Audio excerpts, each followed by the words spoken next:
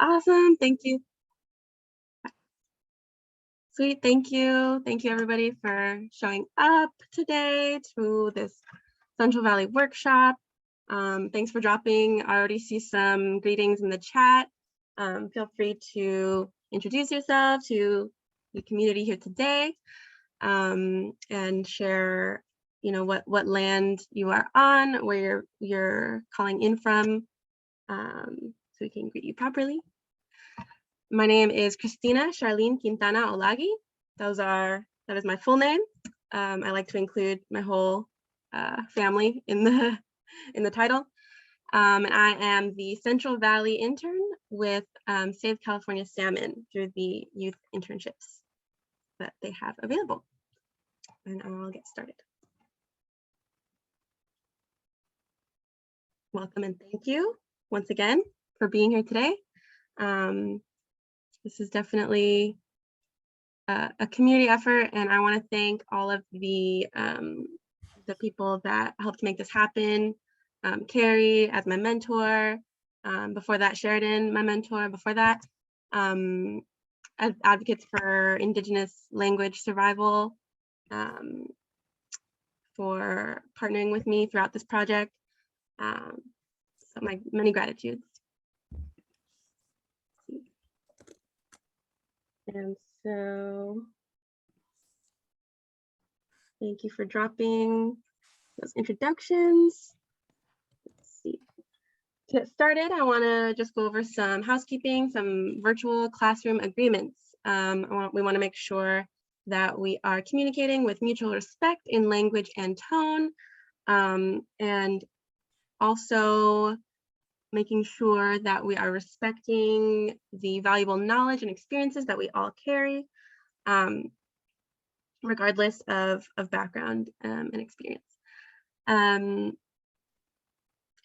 just some virtual notes as well. We want to make sure that we keep the technology running smoothly. So we're going to apply the one mic rule, which is essentially use the raise hand feature at the end so that we can see who wants to ask a question, so that we can virtually pass the microphone to you. And also to limit bandwidth, keeping video off until that virtual mic is passed to you. Would help us out so much. Thank you. And next up, I want to do a land acknowledgement. I have here a map of California and Indigenous root languages. As you can see in the Central Valley, we are occupying unceded native land, traditionally, historically, the Yokuts people, and the term Yokuts translation roughly translates to the people. And I want to highlight that it is a culmination of many different tribes that interacted and shared root languages. And following, just going beyond a land acknowledgement, we want to encourage supporting Native communities today and projects that are active and ongoing. And so we will have some links in the chat to connect you with opportunities if you are willing and able. We have here in the Central Valley a local fundraiser campaign called Yokuts Land, where you can donate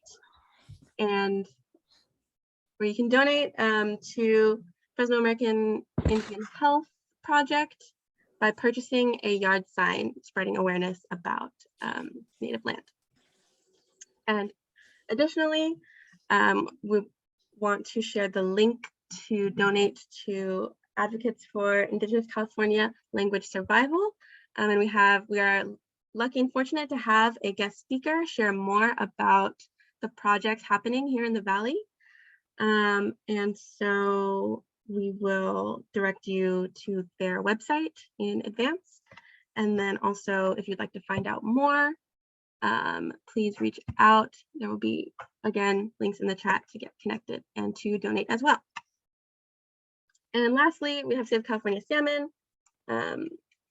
The We are a grassroots organization.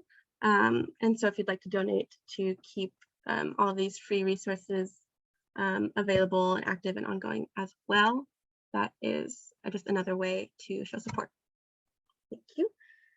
And so I will continue on to my presentation.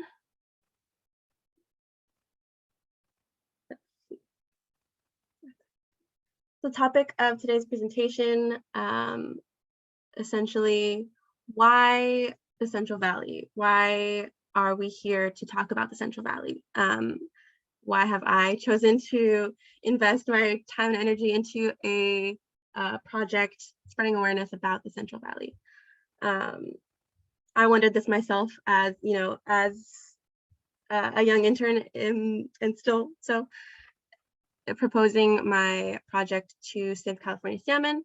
I have been learning a lot about the interconnectedness of the valley, and a lot of the youth here growing up in the Central Valley, there's this idea that the Central Valley is just kind of a not great place to be, and that you want to get your education and go and be successful somewhere else, right?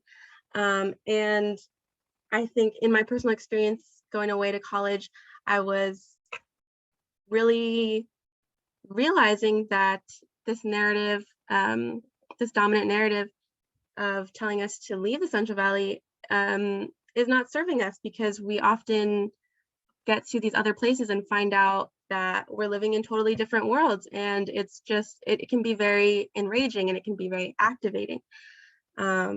And so I wanted to provide this picture as well. This is a picture of a nature preserve in the Northern Valley up by Sacramento at a place called Yolo Bypass, just outside of Davis. So that's the topic of today, just in case you didn't know. And so growing up as a environmentalist in the Central Valley network, I heard a lot about the Sorel Reports.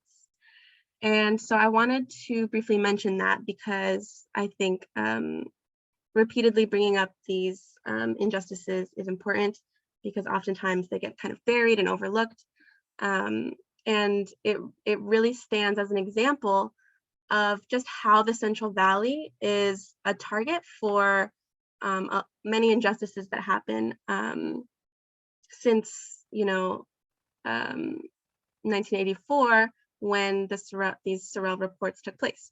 So in 1984, California Waste Management contracted the Sorel Associates to basically consult and identify places where they could cite locally undesirable land uses. And so that applies to many different types of things: landfills, toxic waste treatment, basically anything that people in the area would not like to have there, locally undesirable. Because it's a burden, it's a pollution, it's creating noise and just unsightly placement, right? Things that nobody wants in their backyard, essentially. And so they came up with this report and identified all these characteristics of communities that would provide the least opposition to the siting of these undesirable land uses. And I just wanted to put these bullet points here. And overall, the message that I wanted to convey here is that almost all of these characteristics are traits that are more commonly found in the Central Valley. And so that really sets the stage for reasons why we have so many toxic waste contamination, chemical pesticides, contamination, and I could go on about all of these different cases. but I don't think that serves the overall general message. We have a lot to cover. And another thing that I wanted to add here is that they cited nature exploitative occupations as a trait as well.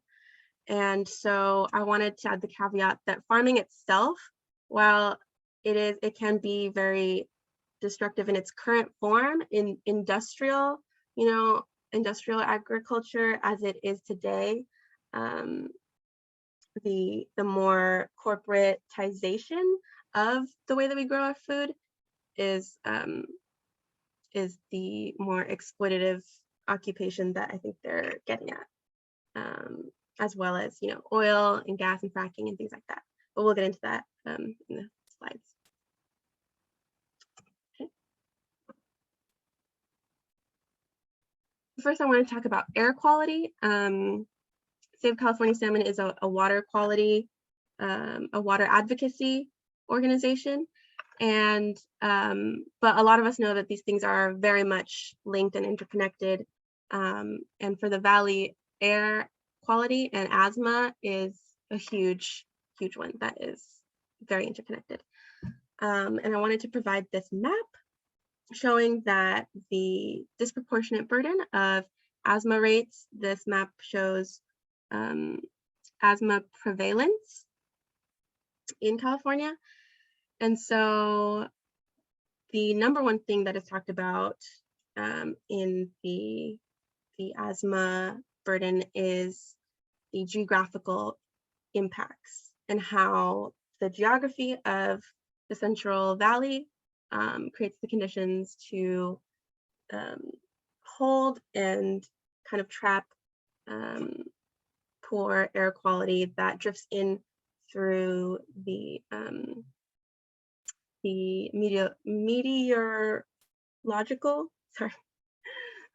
wind patterns essentially carry air pollution from these largely populated cities like the Bay Area and Los Angeles, and it carries it down into the valley and especially into the Southern Valley, as you can see here. The mountain range to the south of the valley really holds it there as well. And so those are of course talked about because those are just the geographical nature of the valley. But one major thing that isn't talked about enough, at least in modern communications, is the industrial planning aspect, right?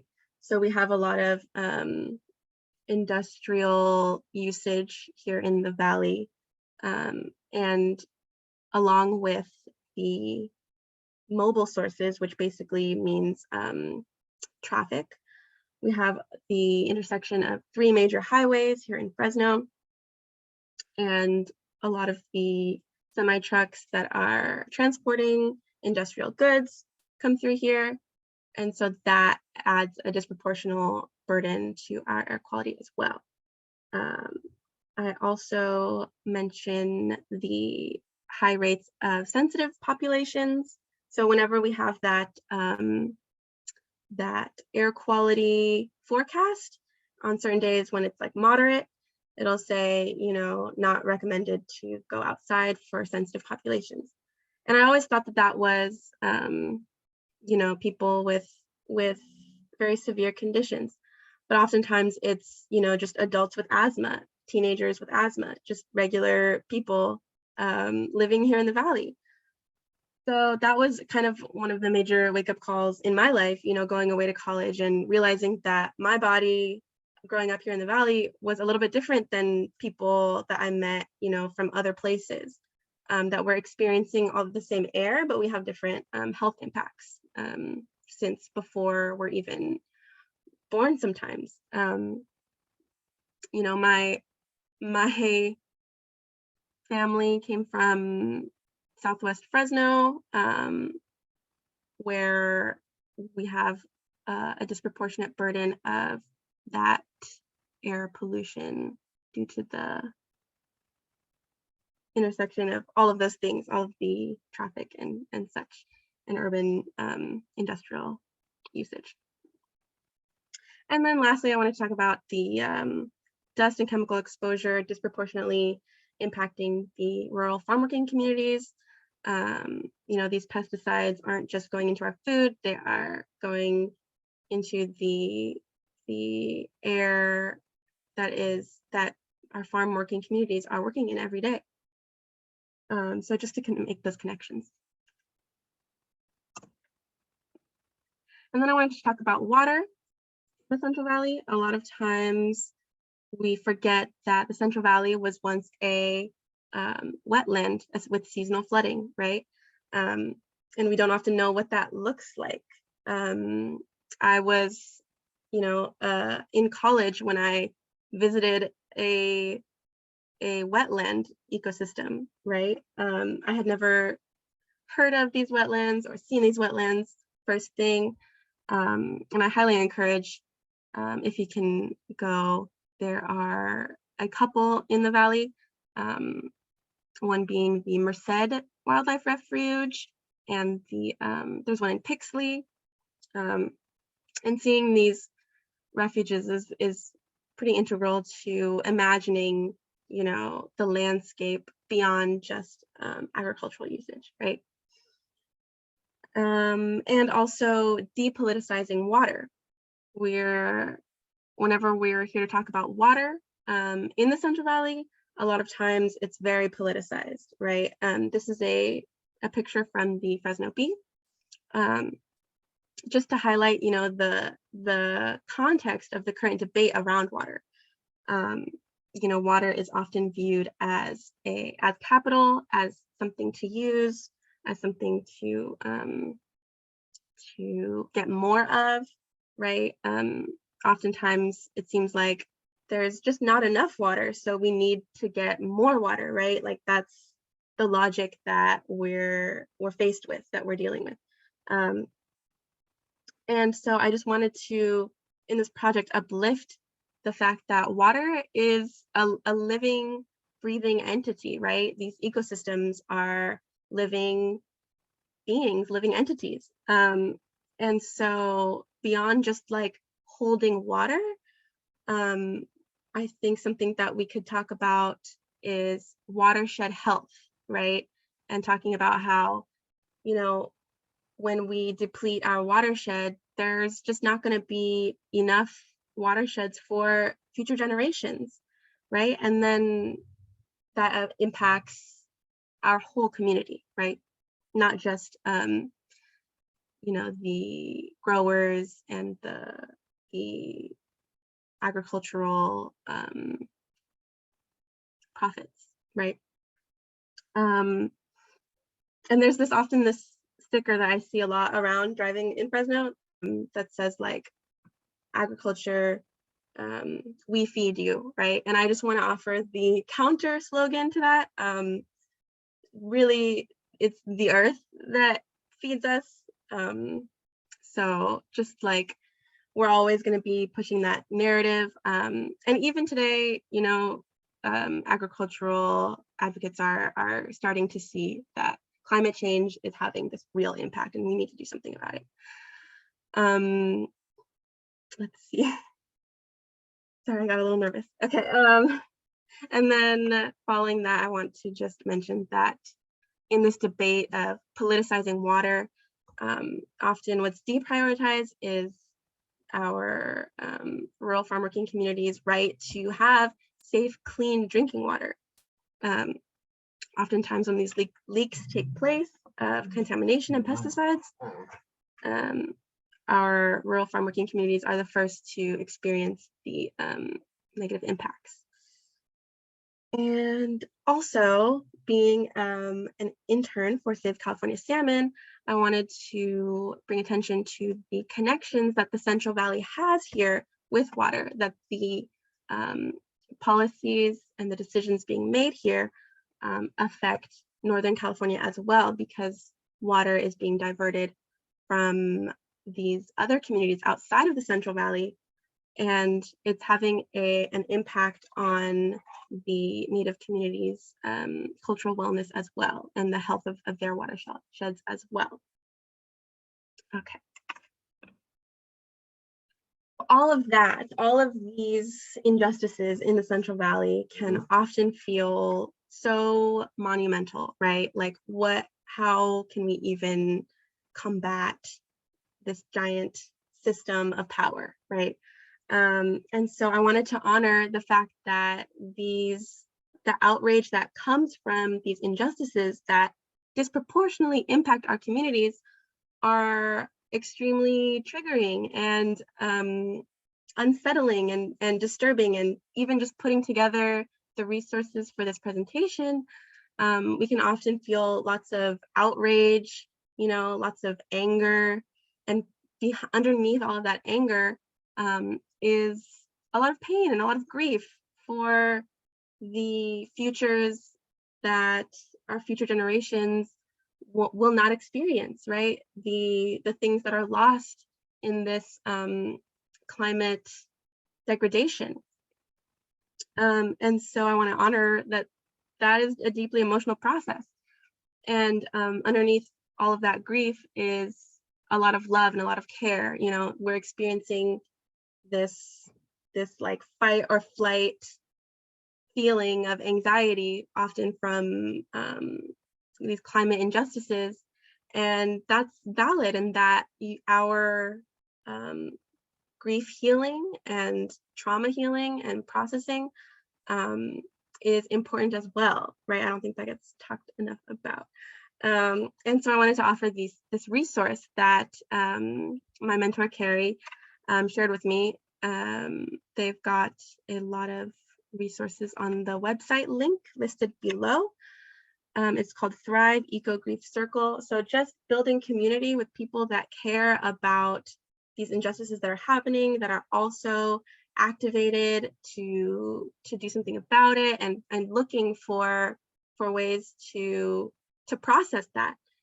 They've got some free counseling on their website, and they've got some media as well, podcasts, books, just to hear voices of people who share a positive collective vision for healing our earth and our community can be extremely powerful.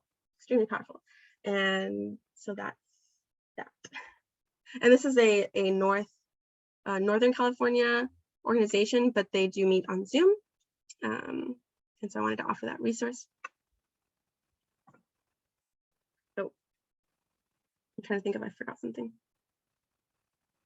Okay, and so alongside our own individual personal healing is our community healing, right? Our getting involved, activist side that, wants to do something, because, if we had unlimited time to rest, we would still naturally feel called to have a role and to make a positive change, right? I think it's just natural for us as a species, right? And so I wanted to offer this as a resource. Originally, the poet in me wanted to have everybody, journal about it, but for the sake of, having time for our distinguished guests, I just want to present these prompts as a resource, right, to the youth that have really, all of their futures ahead of them, right? And that's the importance of youth, is not only just to invest in careers, but really to value and invest the youth vision, right? The focus is a powerful resource as well, and when we align our focus with what we really deeply, truly care about, there is huge power and momentum, right? Changing the narrative here in the Central Valley. So I wanted to share this idea of the Ikigai, which is, there's some articles and books on this concept. I first learned about this concept after I finished up at UC Santa Cruz, and I took a coaching course online. And, I was feeling really just kind of antsy, I don't know what I'm what I'm feeling called to do, right? So Ikigai is a term that roughly translates to reason for being, but really it's also tied to this concept of value. Like we all have value to offer, right? And it's rooted in the word for shell, which is culturally, like historically, used for money, for value, if that makes sense. So the Ikigai is essentially the intersection of all of these four things, right? What do you love? What are you good at? What can you be paid for? Because we exist in the confines of capitalism. And what does the world need, right? And that really brings attention to our climate crisis today. And so another thing that I liked about the Ikigai and in learning about the Ikigai is that they stress that the Ikigai is not a career, right? It's not just an occupation. It's not just a job. It's like, it's an idea, it's a vision. It's something that you are always going to be figuring out continuously, and it's going to change and evolve. And so it can be very empowering to just ask these questions to ourselves throughout our lives, and check in and see, am I aligned with my purpose or calling or role or my values, you know? And so I wanted to offer that to those career-minded folks as well. Let's see if there's anything else. And so to wrap up, I think I might be wrapping up a little bit early. Or okay, awesome. I just wanted to talk a little bit about my own experiences as an environmental justice advocate, you know, learning and growing here in Fresno County, Yokuts land. I've found a lot of community with a lot of like-minded folks, you know, at community gardens, you know, at volunteering events, through Save California Salmon. And it hasn't always been, you know, easy, and it hasn't always felt, you know, right, but I really want to be a resource to my community and just continue building and growing together. Let me see if there's anything else. I wrote it down. And oh, and I provided my contact email here as well, because beyond this project, I will still be here growing in the Central Valley, getting connected with people, talking about, you know, regenerative agriculture, things like permaculture, things like urban gardening, you know, farmers markets, all of these things that a lot of young people are talking about today, right? And I think I really just wanted to stress the importance of building community and getting connected with people that share that that passion for environmental justice as well. Okay, and then with that, I think I will transition into our guest speaker portion of the program. Let's see, I will. And also we have Q&A. Oops, let me stop sharing my screen.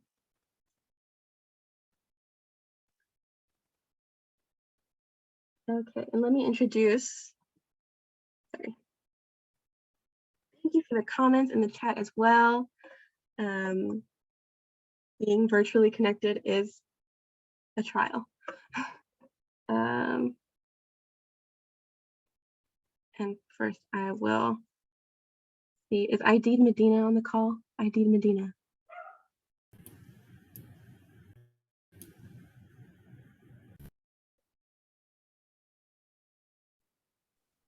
Right here. Hello, thank you for coming. Okay, I just wanted to make sure that the sound and the audio is there. Can you hear me? Yes, awesome. Let me introduce with honors.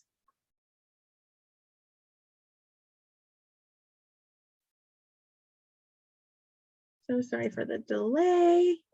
And thank you for all that wonderful information, Christina. Thank you. Thank you for coming.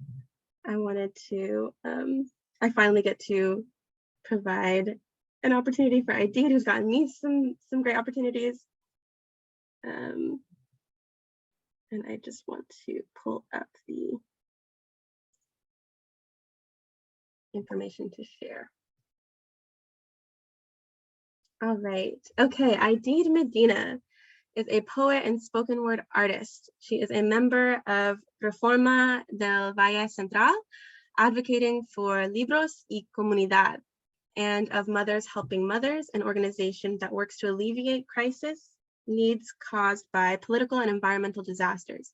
She is a UC CNP certified California naturalist and practices flor y canto as part of her poetic process and exploration of California's natural history.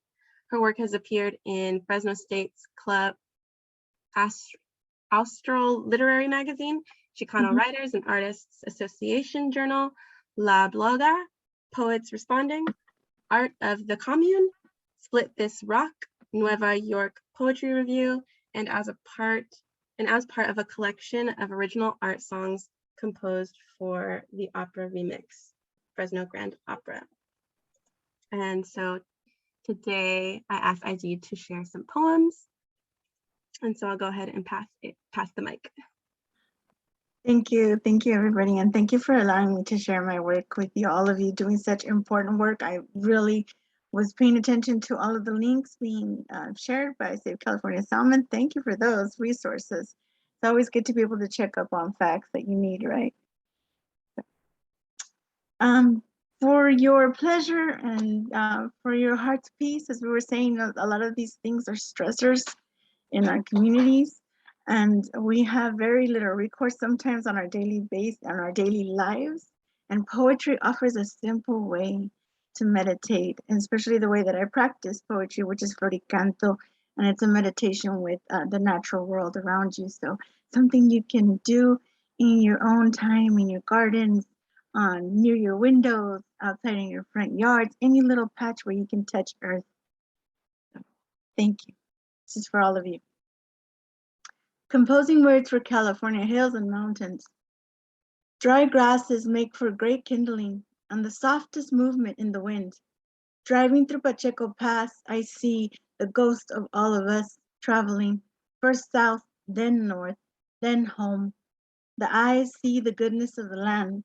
The heart feels it belongs to boulders, riverbeds, and valleys. We move, the land moves, the earth lifts us up together on the back of molten waves, but we think we stand still on permanence. I reach for the sky on the back of moving earth. Oak trees blur by. I have never eaten anything made of acorn flour, but I point out the oak trees and tell my children there is food on the branches in case they are ever hungry. Trees move through soil and rock. Acorns move in baskets in water and wind.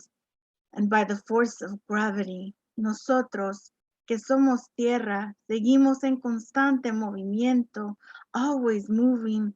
California, driving through Pacheco Pass, driving through any mountain range, always too fast.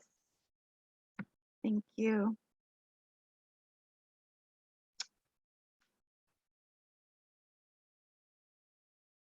And just so you know, when I say I talk to trees in my poems, it's not a metaphor. I actually talk to trees. La madera de un árbol se mueve como arena. The bark of a tree moves on the whims of the wind. Listen, watch. Unperceivable by our fast fluttering eyes and our obsession with tomorrows, but always los árboles are moving. Tree life, is recorded in stealth increments of time along the weathered skin of strong-willed eucalyptus, tells us when there was little water, when there was plenty water, when the fires burned down to nothing. All of this on the skin of a strong-willed eucalyptus, in the waves of dark bands that mimic the sea. I run my hand over the sand-polished branch and trunk to try to understand. How I wish time marked my skin to be so beautiful.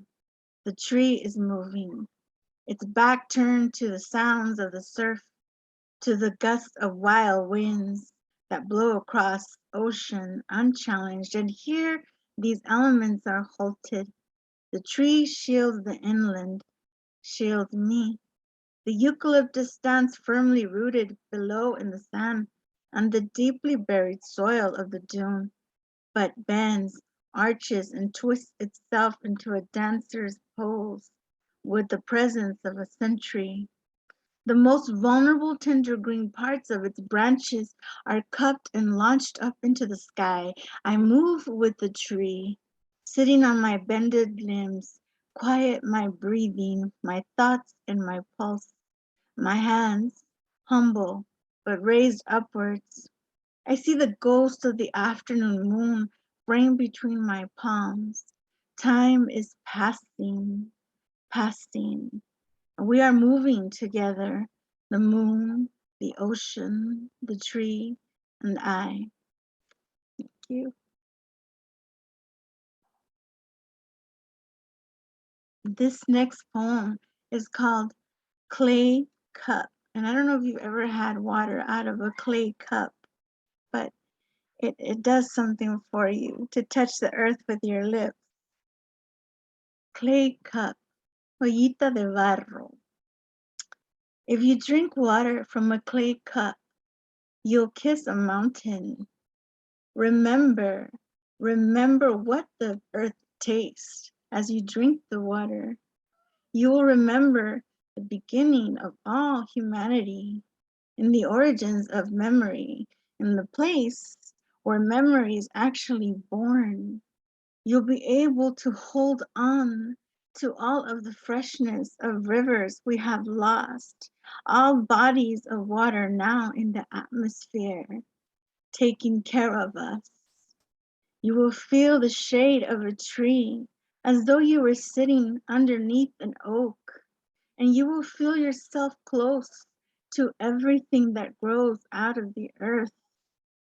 The roots will come up to your waist to hold you still and caress you so you don't float away in a flurry of worries. When you drink from a clay cup, earthen cup, remember how rooted I felt when I did it, connected to the water, the earth, and everything penetrating me deeply, my body an offering to where I sit. Yes, yes. And I have, Christina, you can tell me how much time I have because you know I like to share. Thank you. We could I do have one a more very poem. sharing spirit. So you tell me one more? Okay. Did you say one more? Okay, perfect. Thank you. Otherwise, we'll be here all afternoon. um, you know, Floricanto, the way that I practice poetry, it really is a meditation and observing everything. And I feel so moved by the tiniest aspect of connecting with the natural world. I grew up eating salmon, by the way. That's when my parents didn't have work in the fields of Salinas and Castroville and Watsonville. My father would go out and fish, and the best days were when the men in the projects would go out on boats and catch salmon right at the mouth of in Moss Landing at Elkhorn, and they would share the fish with all of the families. They would make sure that everybody had something to eat, and those are the best memories that I have, you know, sharing the things, the gifts that, like Christina is saying, that were given to us by the earth, provided to us by the earth. So with that, I'd like to share this last poem with you. And thank you again for inviting me. I've learned so much. Technology. This is why I try to keep everything on paper nowadays.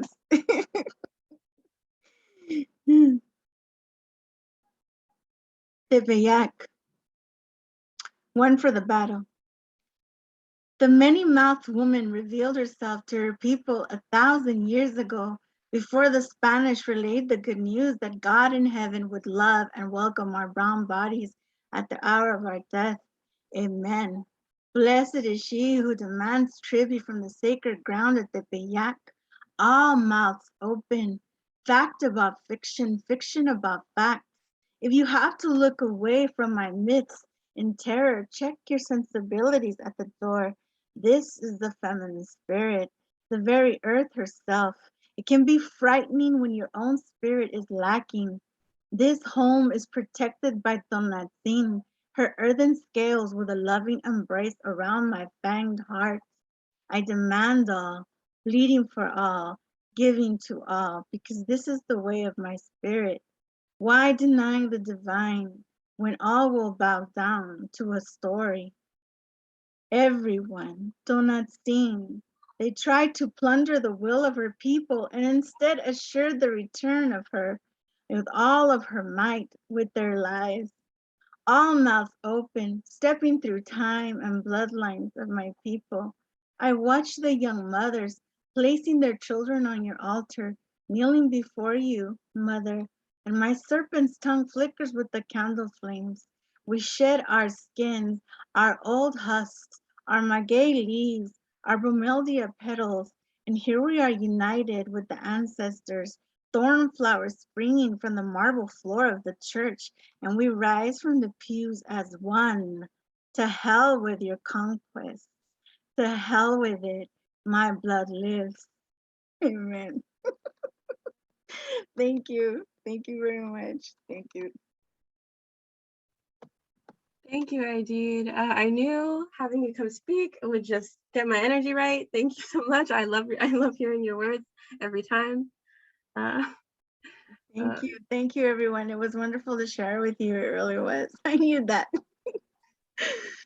Thank you. Thank you.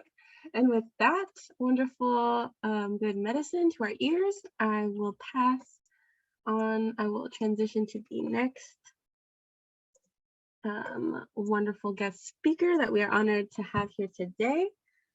Let me just grab my script. Alrighty, and I've had the honor and the privilege to visit the site for the Circle V project, which I'm excited to have Carly to come talk about today. And so Carly Tex is the Executive Director of Advocates for Indigenous California Language Survival, a basket weaver, community linguist, language instructor, community organizer, and advocate. Carly has been creating a career in language and culture ever since she began weaving baskets at the age of 10. Carly is a member of the North Fork Rancheria Band of Mono Indians on her father's side, and a descendant of Dunlap Band of Mono Indians on her mother's side. She has been an apprentice through the Alliance for California Traditional Arts Apprenticeship Program and co-founded a Youth Weavers Circle through the Living Cultures Program. She presented on California Indian language and cultural revitalization to local area schools, museums, and libraries. She has a bachelor's degree in anthropology with emphasis in linguistic studies from CSU Sonoma and a master's degree in linguistics from University of Arizona through the Native American Languages Master's Program, or NAMA. Upon graduating, Carly made a point to attend as much language revitalization training as possible to gain teaching methods, resources, and professional connections to assist in sustaining her heritage language, Western Mono. Currently, Carly is Executive Director for ICLS, and is responsible for the implementation of the advocates' programs, vision, and mission to support the revitalization of languages indigenous to California. In her spare time, Carly facilitates online language courses and YouTube videos and is developing a website of online mono resources. Thank you for joining us, Carly, to talk a little bit more about the connection between preserving land and culture and all those connections therein. Also board of directors member of Alliance for California Traditional Arts. Thank you, yes. And like hiking in my spare time. Awesome, awesome. You're welcome, Christina. Can you hear me okay? Yes. Okay, good. I'm able to share screen, yes? I believe so. I do have something I wanted to share with everyone, just a visual to kind of break up the talking, you know. Oops, I don't want to share that. Whoops, sorry. All right. Manahu iboso tau Togawano, good evening. Carly Tex, thank you, Christina, for that introduction. I think it covers what I do in my work life and a little of my background, and touches upon my work in cultural revitalization, language revitalization, and how it kind of brings me to the topic today, which you asked me to come talk about, which was the Circle V project. And so I have an overview here, and based off of the people in the call, many of you might be new to hearing about the project. So I'll give a little bit of background, but I also want to talk about just, I guess, the connection, my connection to the river, my people's connection, and how it brought us to even be involved in this project. I'll mention a few people here that are part of it with me. Carmen Moreno, she was one of the presenters from last week, and she actually works with us with the advocates, and she's our program assistant. She's actually based here in the Central Valley too. Laura Gromas, she's with the U.S. Green Building Council of Central California, and she's a collaborator on the project too. And then John Shelton, the CEO for the San Joaquin River Conservancy. And so I might mention them as we go through my visuals here. Every month, at the end of the month, we have these information sessions, and that's where we bring people to the table, and we have them hear from us about what updates on the project are, and if they're new, we introduce them to the project for the first time. We try to present an overview of what's happening. We let them know if there's opportunities to get involved, and get some input from them, because the vision of this project is the vision is a vision. It's to create a vision for an Indigenous Environmental Resource Center, and that's what we're calling it right now.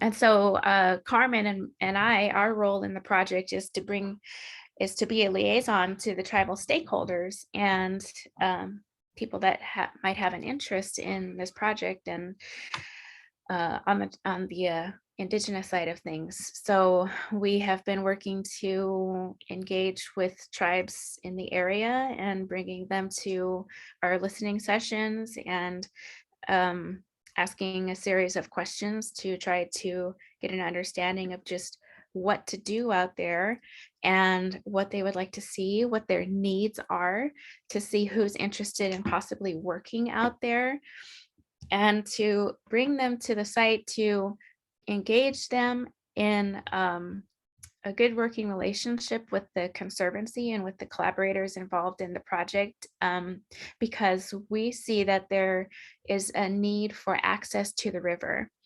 And whereas much of the river is owned on private property, the Conservancy has an interest in public access and potential agreements with tribes and organizations for access. So that's something we're tacking on to this, is trying to bring that access to the people again, because it's sometimes it's difficult to get on to get to the river to access the materials that you want for basket weaving. And so I wanted to start off with this image because this is Carmen, who I just mentioned, but just to bring it back to my foundation, which is being a basket weaver. And as Christina mentioned in the introduction, I've been weaving since I was 10, since I started to work with my elders. And I continued to make baskets through college. Some of my earliest favorite memories were gathering materials with my my aunts and my mom and grandma. And you showed that slide about, you know, finding your interests and finding the needs and finding kind of where you fit in. And where I fit in when I was going through, you know, those college years of trying to figure out what to do with the rest of your life, I was kind of going in a different direction, but eventually I landed on a need for cultural revitalization and a need for support for my heritage language. And I also saw a need for more education on how to access these materials, how to use them. I saw interest among the youth for wanting to learn how to make baskets, and that was a skill that I had. And I also wanted to make some kind of a career out of it. So that is what led me into actually linguistics in a roundabout way, because I was interested in language. And I really enjoyed the time spent with elders learning our language, Western Mono.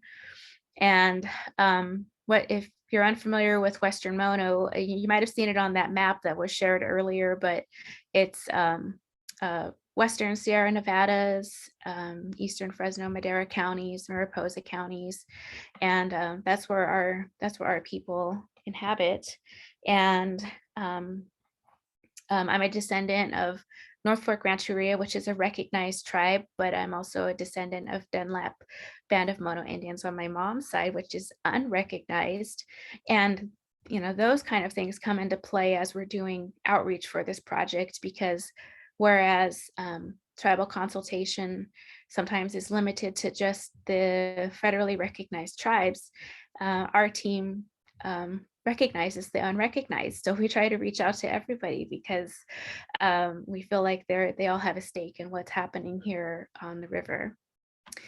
So anyways, basket weaving and linguistics, I kind of combined them. I started to work with the Alliance for California Traditional Arts, actually receiving funds from them to start some projects. And then eventually I joined their board. And then through language, I got involved with the organization that I work with now, the AICLS, Advocates for Indigenous California Language Survival. And they actually started, I think, in 1992, and I didn't start working with them until about 2010, 2012 actually. But I've been working with them ever since, and then eventually they appointed me as their executive director. So through that position, yes, I administer our Master Apprentice program, which is how we support communities that have speakers to work with. We have master speakers work with apprentice speakers for a period of time. We have Breath of Life, which we're actually getting ready to do next month. And that one is for communities that have people that remember the language, or they don't have speakers of their language. And it's for them to spend some time researching the language based off of recorded and documented materials. And then they are able to work with a linguist. That's actually how I got started with them.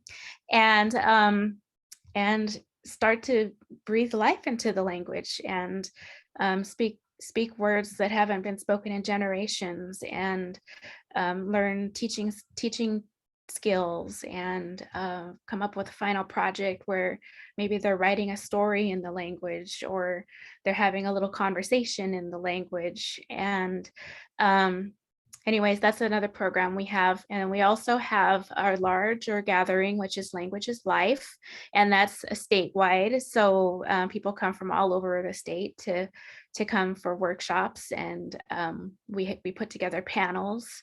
That's an opportunity for people if they have a really good curriculum or some kind of teaching skill they want to share. That's an opportunity for that. And what else do we have? Oh, we have a small mini grant program for individual projects, Seeds of Language. So we have that. And all this to say that we try to work with communities with their languages in varying states of endangerment, but realistically, all of our languages are endangered, and we're all working against the clock, and we're all working to breathe life into our languages and to make them sustainable. So I work with the advocates. I'm also a basket weaver. All that kind of helped me to become connected with this project that is through the San Joaquin River Conservancy. And the advocates partnered with the Conservancy and the U.S. Green Building Council, and we're collaborating with them for this vision. This is the property that's in question, and it's just over 20 acres on the bluff of the San Joaquin River, and it includes these two buildings that are on the top of the bluff, and you can't see the trail down, but these this valley, this grove of oaks is the lower part of the bluff near the river, and the river is where weavers can potentially access, because there are sedge beds down there, which has white root. There are elderberry trees down there. There are oak groves down there. So anyone who has an interest in those natural resources, it's a good place to be. So the project is to take these two buildings and to design them into some kind of a new center, and for it to also be self-sustainable and to be a demonstration of green building practices. And that's the connection with the U.S. Green Building Council. So this building one is the two-story building, and because of structural issues, we've determined it will have to come down. But the second building, building two, will stay, and in its place, there's an architect, Arthur Dyson, who's working on a sketch and a concept for a new site, a new center, and doing it with the input of the tribal stakeholders. So as Carmen and I bring people to the table, we start sharing with them some of the ideas. We get feedback such as what kind of meeting spaces you might potentially need, or what kind of gatherings do you want to have out there? What type of space do you need to have if you're going to have an event? Are you interested in working there as professionally as an organization, and what would be an ideal setup for that? And with the center designed containing the values of the local Indigenous people. So maybe an earthen building or something that's kind of under the ground, a round shaped kind of house, arbors, replicas of Thule house dwellings. These are the kind of things that we're looking at incorporating into the design. And as we go along having these information sessions, we're gathering input along the way to build that design. And these images are just down on the river, showing the sedge beds, and this is where we have coordinated some access time to the river with the basket weavers, and have them come down to gather the white roots so they can continue to make their baskets. And it's important, we try to tie it back to the weavers and anyone that's interested in those natural resources, because The quality of the materials matter, but the safety, it also brings in issues of safety. It's, materials that aren't sprayed with pesticides, a place to gather that is safe, like you don't have to worry about someone getting upset with you and kicking you off of the property. Someplace that's not too remote and near emergency services if you need it. So this is a location that we try to tie back to people that are interested in cultural revitalization, language revitalization. We're bringing it back to that because the center up on the top, we're engaging with local people about which how can we incorporate the local languages? How can we incorporate the values? How can we incorporate some of the practices when you encounter the space for the first time, and some of the protocols? And an example of some of the things that we've done so far, we actually had a little festival out there for Native American Heritage Month. We've scheduled in-person site visits, small in-person site visits, because again, this project started while we were in the middle of a pandemic. So most of our work has been online or in small groups. We have had elders meetings. We've had youth design meetings where we've brought youth out, and we wanted to hear from them and to see, this center is going to be built, if it's, approved for construction, it will be built with them in mind. So, what kind of things would you like to see out here? And I have an example I'll share in a minute, but we had some events where we had the youth design a building for us. And then we have the listening sessions. We attend tribal forums. We do one-on-one site visits coordinated with people if they want to come out and check it out. Because we can sit in a call like this and share pictures, but really the inspiration comes when you get out there and you can see the land and how vast it is, and you can see almost the whole valley from that point. If you are local and you're interested in getting involved, we have volunteer and family days that are open to the public. We're now having them on Saturdays for 2 hours in the morning because of the heat. We want to get started early, but the next one's May 7th at 9 o'clock, and from then every other Saturday. So that's a good time to come meet the team if this is a project you're interested in, or you want to talk about other issues. That's a good time to come see us. And it's also a volunteer day, so we encourage people to come out and help us prune trees or pick up trash or work on the trail, and just really take it all in. So that's a little bit about the project, and I just wanted to share some images from our feedback before I close. This is an example of some of the design from the kids and some of the activities they were interested in having, like a space like a music room, space for sports. Some of the kids, they had some really good ideas, like building bird boxes and building a place where you can have a little garden. We did these word clouds. These are based off of the surveys that came in response to different questions. This one was asking, what kind of activities would you like to see out here? And so we have a lot of things like language classes, culture classes, basket weaving. Let's see, leave the world a better place. Yeah, so there's a lot of good ideas there. This was a similar question about, in your wildest dreams, what could this site be used for?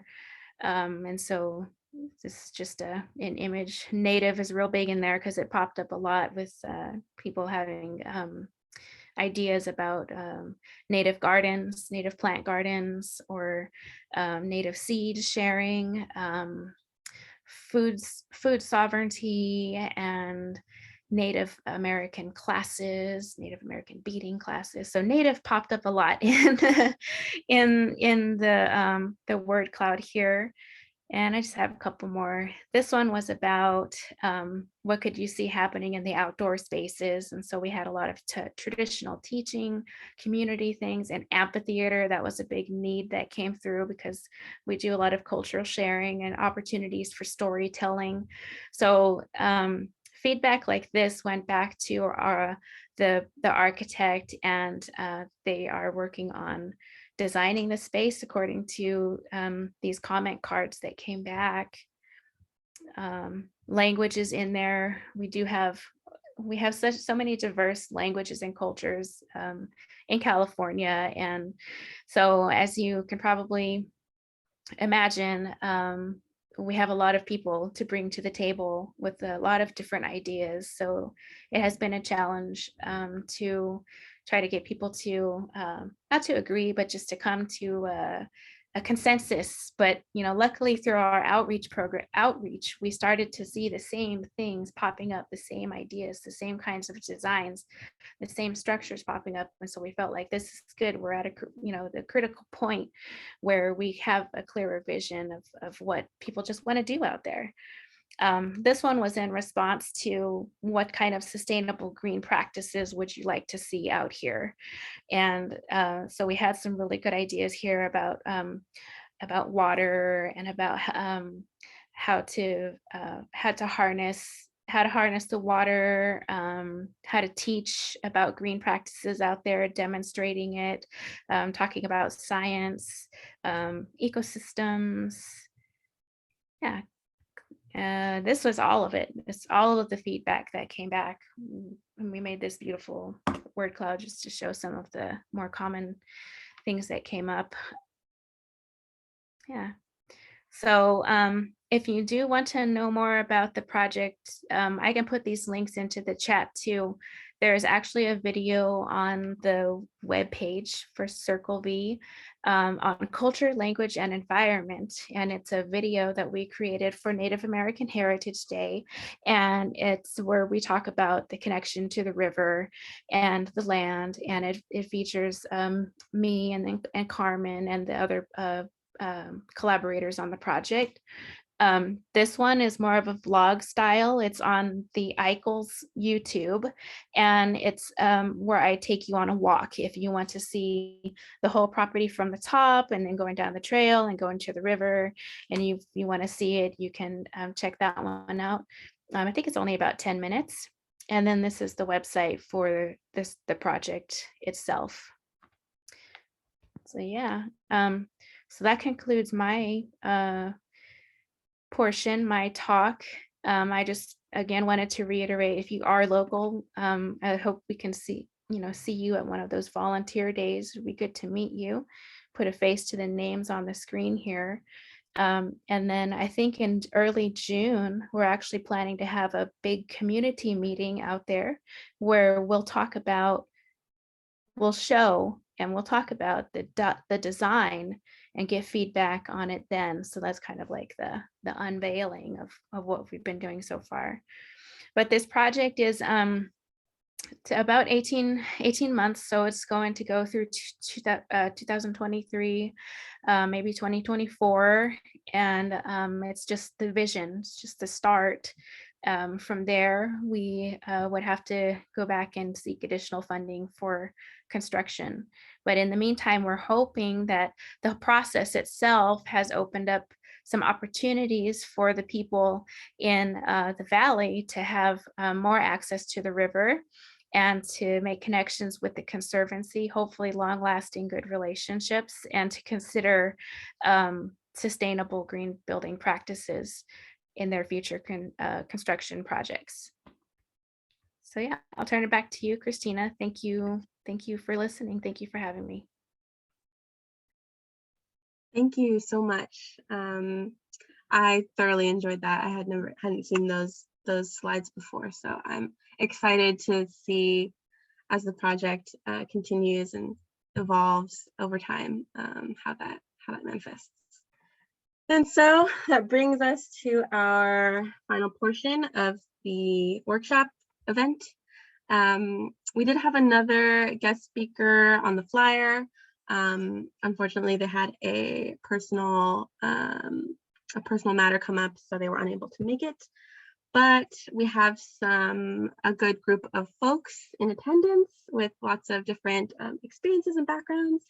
And I'll be opening it up for questions. If you have a question on any of the content, the presentation, or on any questions for any of the guest speakers on their advocacy, now would be the time to either type that in the chat or raise your hand feature, and then we can pass the mic. Personally, I have some questions, but I really want to pass it over to the crowd. And thank you everybody for bringing yourself here today as well. Just want to reiterate that. And let's see. And I know people are just formulating their questions right now. It takes time to really come up with a good, like, thoughtful question because the spotlight's on you. You don't want to mess up. Let me keep on viewing through the chat. Also, I appreciate all of the comments in the chat. I see we have. Alrighty, thank you for coming. I have a personal question that I was wondering if Aideed, you would like to talk about your work with the Arboretum and the relearning with the tribes of that area. If you would like to, no pressure.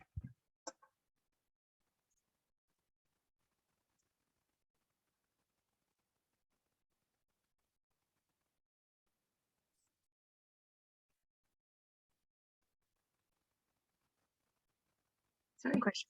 Oh. Hi. Hi. Do you want me to repeat that? Yes, please. I was just wondering if you could speak to the concept of relearning and your work with the Arboretum on the board. Yes. Okay. So I'm on the board at the UC Santa Cruz Arboretum, and of course, you know, I went there because of my Floricanto, because of my connection to the hummingbirds. I went chasing a white hummingbird. I found it inviting me there, and now I'm there, and they actually have a garden that's dedicated to the Amamutsan tribal band there, that the Amamutsan come and grow and plant and relearn about the plants that the ancestors used when they were there on the land, before they were basically all, you know, taken, completely made disappeared in the Santa Cruz, killed off, right?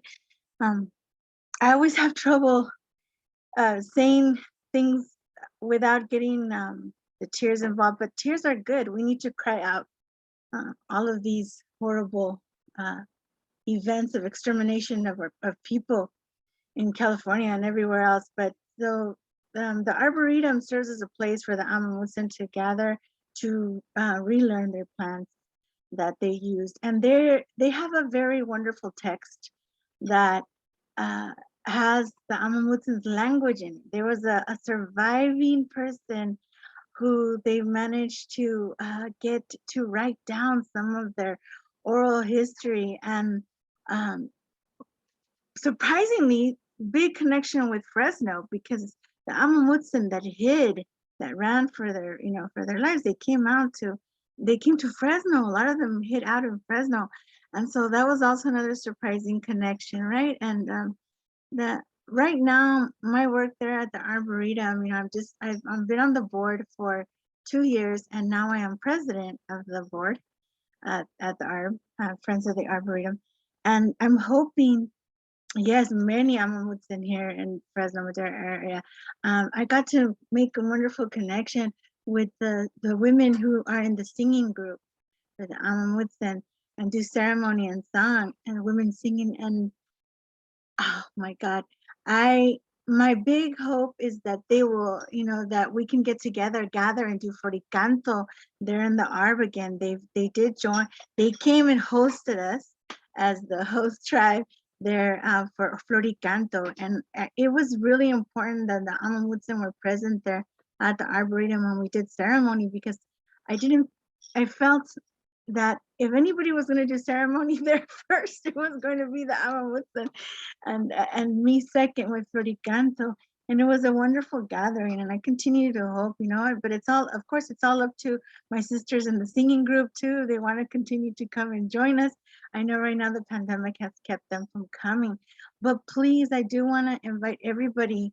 That space belongs to the people of California, and anybody should be able to come and do ceremony there and visit the Amamutsen garden plantings, and read all of the work that's being done there. There's also an educational center that the Amamutsen have built there and steward there, and at the Arboretum. And like I said, there's so many opportunities to get together, to learn and relearn and understand and discover, who we are. So I always tell people, blessed are the people who know who their clan is and what they were called, and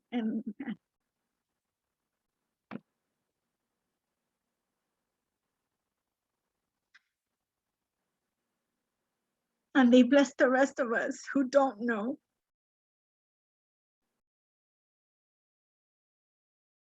But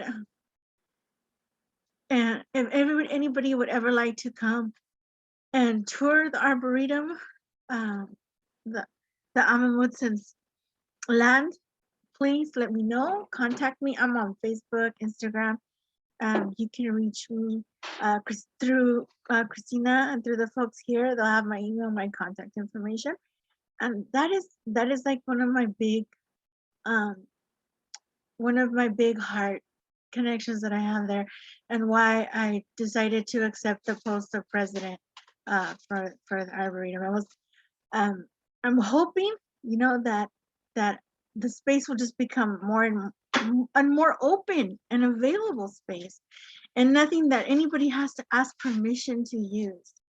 When the Amamutsen came to do our Floricanto and perform ceremony for us, they advised me that they would only do it if they were allowed their 30 minutes, because it was ceremony. It wasn't for entertainment purposes.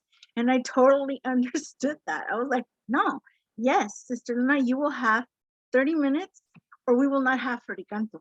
We just won't do it. I'm not gonna be coming here to do my ceremony to entertain anybody either. And I want the people of UC Santa Cruz and the people of Santa Cruz to understand how important it is, that the Amamutsen feel at home in their own land. But so I'm really excited to see all of the projects that you're doing, Carly, because that was just, wow, it just blew my mind. It was wonderful to see the slides and the designs and everything. And Thank yes, you. somebody has a question. Sorry.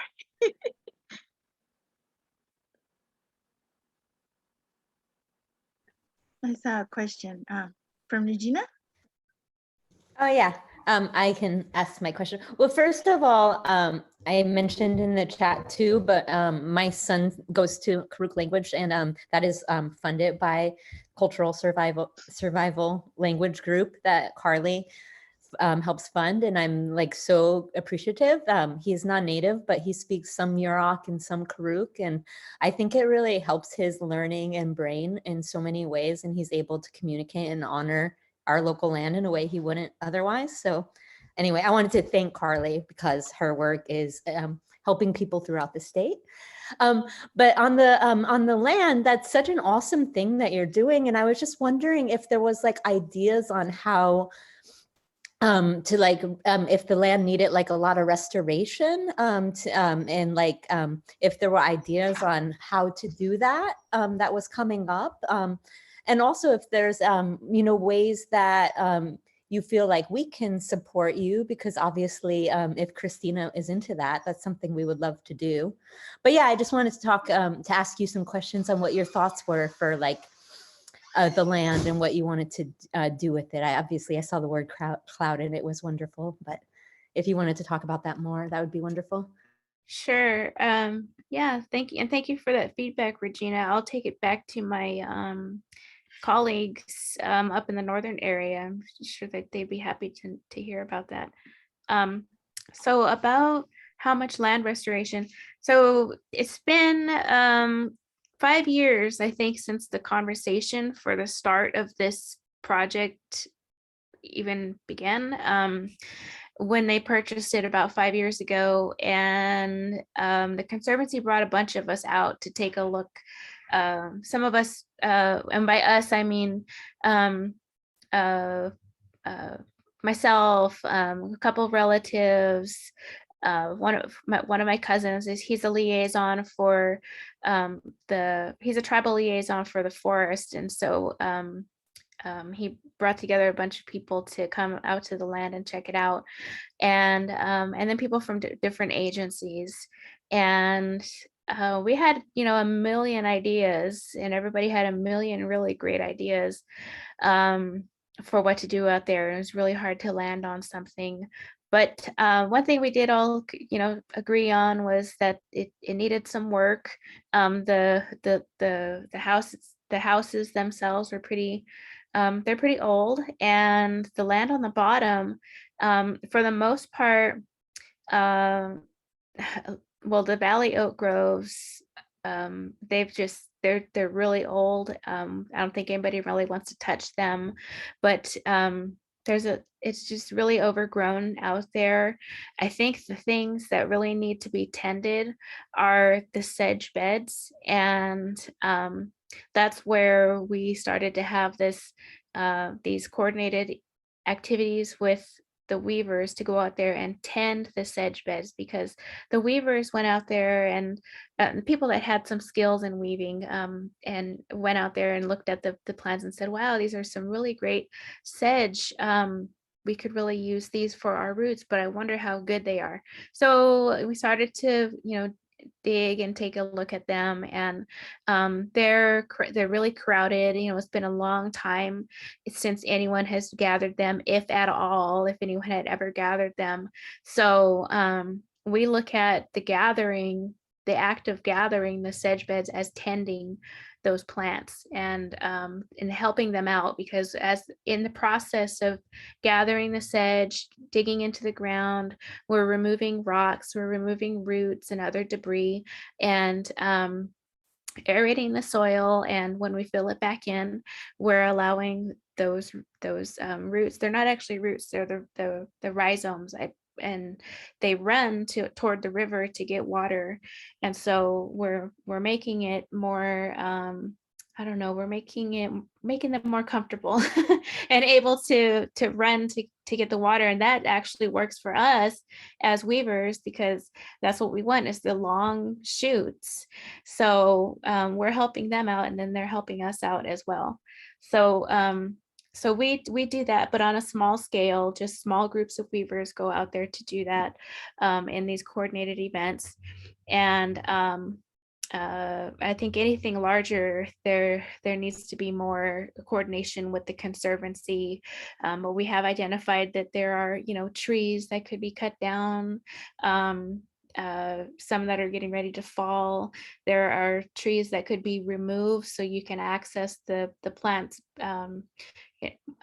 better. And but for the most part, in our feedback on the potential development of that space, people have said, let's try to keep this area pristine. Let's try to keep it conserved with some tending and moving of things away so we can walk down here. But, let's just put some benches down and some tables where we can come down and enjoy the space, and not develop it too much. We don't really want parking lots down here or anything too damaging. So I hope that answers your question. And then about how you can help.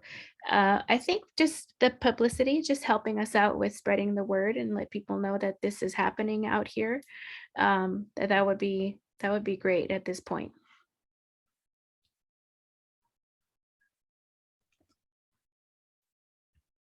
Thank you so much for trending on that, for asking that question as well. it really brings to mind the, on the topic of stewardship, it really brings to mind a lot of what happened with the Forest Service lands, with the fire stewardship as well, which is another, interconnected topic as well, that tending to the lands is natural, right? That healthy relationship of stewardship. And I want to open it up to one more question. I know we have an attendee in attendance that is affiliated with an org that I've found a lot of joy and community in, which is Latino Outdoors. Taking our people, our familia out to natural spaces and really offering resources and healing in a lot of ways. I believe, if he's still on the call. Hey, Christina. Yeah, I'm still on. Thank you. So I just wanted to offer you the opportunity to uplift any projects and resources that our viewers could know about. Yeah, no, thank you. First off, I just want to thank you, for putting this event on, and thank everybody who's spoken. And thank you for the words that have been shared. And Carly, I look forward to reuniting again when we get the chance. So as Christina mentioned, I am affiliated with Latino Outdoors. The organization primarily focuses on trying to take families, particularly those who have historically not been able to, quote unquote, access the outdoors. And we try to minimize as many barriers as we can, including, trying to gather equipment and, if possible, try to provide like gas cards and just take them on different, what we call outings, whether that's, doing a birding event, whether that's taking them camping and doing like an introduction to camping, doing like guided hikes, just any kind of activity that's going outside in general. We are primarily volunteer driven. We do have staff that supports the several volunteers that are nationwide. If I remember correctly, we're up to 34 different regions, as we call them, chapters throughout the country. I am here in Fresno, and I am the program coordinator for the Latino Outdoors Fresno region. We just call it Fresno just because that's just kind of the location of where our strong suit was. But we, span Northern California, or the Northern Valley is Southern Valley, San Joaquin Valley, that is. So generally about Modesto all the way down to Bakersfield and, up to the Sierras and over to the Coast Range. Actually, we do have an upcoming event for these next 2 Saturdays. We have one that we are going to be taking folks out to Montaña de Oro State Park in the San Luis Obispo coast. We're going to be leaving, pretty early, like around 7:30 a.m. and then trying to go and come back in the day. And then also next Saturday, which is, the day before Mother's Day, we're going to be taking folks out to Garrapata State Park in the Big Sur area. And we're collaborating with the California State Park staff, and we're going to be talking about the natural and indigenous history of those different locations. So if folks are interested, I can put a link in for the events. It's a registration through Eventbrite. That's our primary source. And I think that Regina had already put a link to Latino Outdoors website. If folks are interested in getting in contact with me, I'll put my email in there as well. Just thank you again. And I really appreciate the words and look forward to hopefully chatting some more with everyone. Awesome. Thank you so much for sharing those resources. I encourage everybody, to reach out, ask, how can I get involved? Follow your passions, and just build community and just keep, following that collective vision for our communities. And it is 5:33, so we will be wrapping up the program. I just want to thank again everyone for coming. This has been the culmination of a dream I had since, my college proposal writing days, and I want to thank California Salmon for providing these internships like this, and also resources on their YouTube channel, which, if you want to watch the replay, share it with your friends and family members.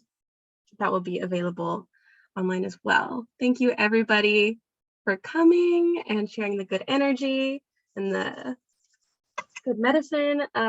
Let's see. And we have some more links in the chat. Oh, we have a class on condors tomorrow virtually. So lots of great online resources to come. It doesn't end here. We'll just continue to build off of today. Thank you so much, everybody, for coming. Enjoy the rest of your evening, enjoying the rest of the day.